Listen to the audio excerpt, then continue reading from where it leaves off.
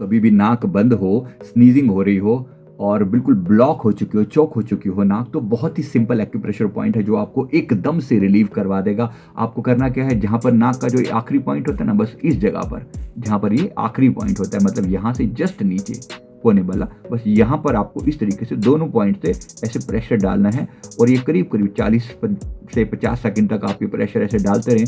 आप पाएँगे कि प्रेशर आप यहाँ डाल रहे हैं और नाक के अंदर जो भी ब्लॉकेज थी, वो तुरंत समाप्त हो जाएगी और आपको एकदम से रिलीफ़ हो जाएगा।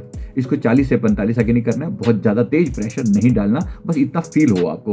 उम्मीद करता हूँ ये वीडियो तुरंत आपके लिए काम करेगा। वीडियो अच्छा लगे तो लाइक करें, कमेंट करें, चैनल को ज़रूर सब्सक्राइब कर लें। Thank you.